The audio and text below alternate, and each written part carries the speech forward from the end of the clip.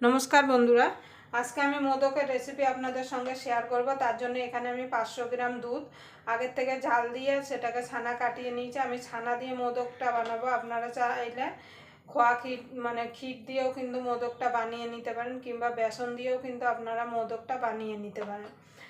দুদিন পরেই তো গণেশ চতুর্দশী। এই গণেশ চতুর্দশীতে দোকান থেকে মোদক না কিনে বাড়িতেই কিভাবে খুব সহজে আপনারা মোদকটা বানিয়ে নেবেন সেটাই আজকে আমি করে দেখাবো। তার জন্য আপনারা পুরো ভিডিওটা দেখবেন, আশা করি আপনাদের ভালো লাগবে। যদি এই মোদকের রেসিপি আপনাদের ভালো লেগে থাকে তাহলে অবশ্যই একটা লাইক করে দেবেন, আর আমার চ্যানেলে নতুন বন্ধু হয়ে থাকলে অবশ্যই চ্যানেলটা সাবস্ক্রাইবার করে আমার পাশেই থাকবেন, আর পাশের বেল আইকনটা অবশ্যই বাজিয়ে দেবেন আমি যখন কোনো নিত্য নতুন রেসিপি আপলোড করব সবার আগে পাওয়ার জন্য। তাহলে চলুন মোদক বানানো শুরু করা যায়। ছানাটা সাইডে রেখে দেবো। এখানে একটা মিক্সির জার নিয়েছি,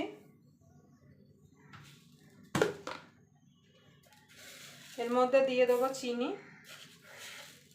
এখানে আমি 4 চামচ চিনি দিচ্ছি। খুব বেশি মিষ্টি আমি দেবো না, মিষ্টিটা আপনাদের স্বাদ মতো দেবেন, যে যেমন মিষ্টি খেতে পছন্দ করেন। 2টো এলাচ ফাটিয়ে দানাগুলো দিয়ে দেবো।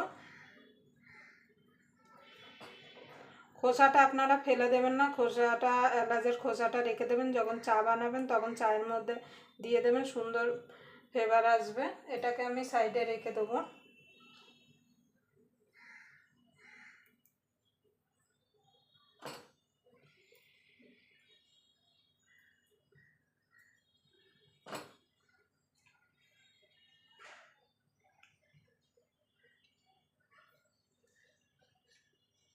একটুখানি দিয়ে দেবো জাফরান।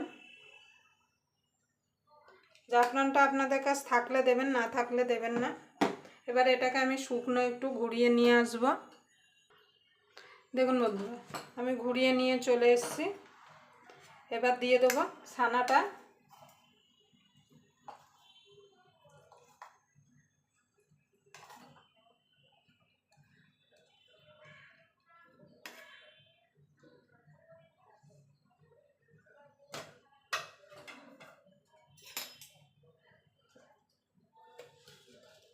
এর মধ্যে দিয়ে দেবো 2 চামচ গুঁড়ো দুধ। গুঁড়ো দুধটা দিলে খেতে ভালো লাগবে।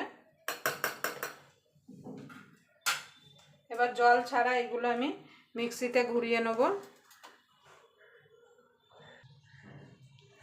দেখুন বন্ধুরা, আমি পেস্ট করে নিয়ে চলে এসেছি। এটা সাইডে রেখে দেবো। দেখুন বন্ধুরা, গ্যাসটা ধরিয়ে কড়াই বসিয়ে দিয়েছি। কড়াইতে দিয়ে দেবো একটুখানি সামান্য ঘি, সামান্য একটুখানি।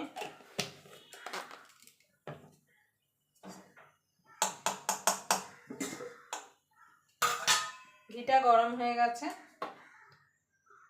দিয়ে দেবো একটু দুধ।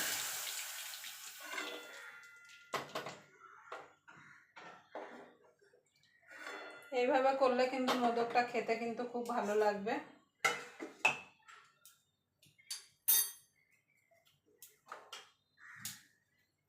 এবার এটাকে একটুখানি ফুটতে দেবো।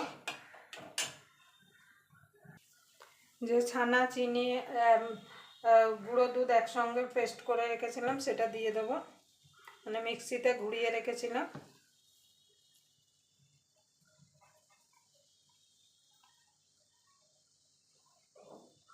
দিয়ে এটাকে ভালো করে মিশিয়ে নেব দুধের সঙ্গে। দেখুন বন্ধুরা, ভালো করে মিশিয়ে নিয়েছি, আর এদিকে আমার এটা অনেকটা শুকিয়েও এসছে।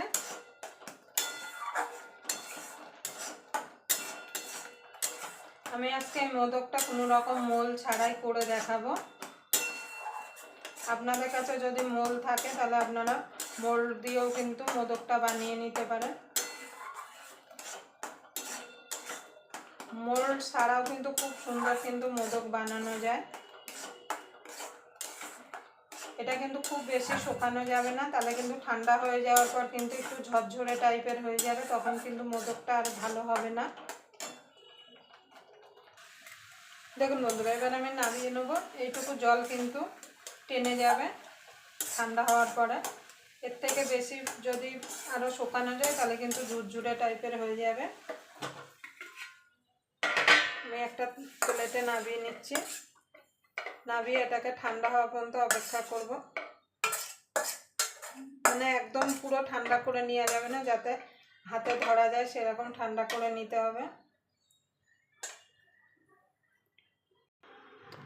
দেখুন বন্ধুরা, অনেকটা ঠান্ডা হয়ে গেছে, হাত দিয়ে ধরা যাচ্ছে। এবার একটুখানি ভালো করে এটাকে মেখে নিতে হবে, যে ছানার যে দানা দানা ভাব আছে সেটা যাতে স্মুথ হয়ে যায়। এইভাবে মেখে নিতে হবে, তাহলে মোদকগুলো ভালো হবে।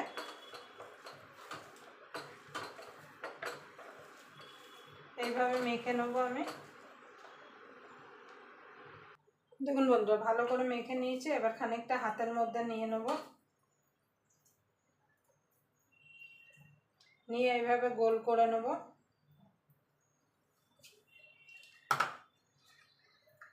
এর ভেতরে আমি কিছু কাজু আর কিশমিশ দিয়ে দেবো, দিয়ে এইভাবে এটাকে আবার গোল করে নিতে হবে।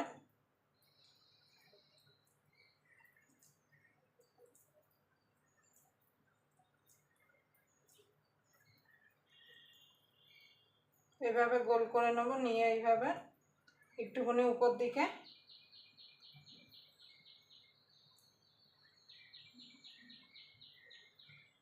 একটু ছুচালো টাইপের করে নেব।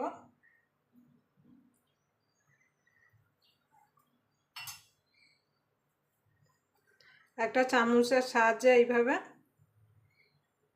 একটুখানি দাগ দিয়ে দেবো, সুন্দর তাহলে ডিজাইন হবে একটা। এইভাবে এইভাবে দাগ দিয়ে দেবো।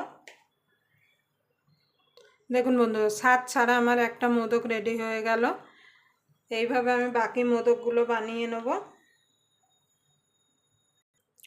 দেখুন বন্ধুরা, স্বাদ ছাড়া দেখুন কত সুন্দর মোদক হয়েছে। এবার মোদকগুলো দেখতে সুন্দর লাগার জন্য এখানে আমি কিছু জাফরান ভিজিয়ে রেখেছিলাম, মানে কেশর, সেটা দিয়ে দেবো।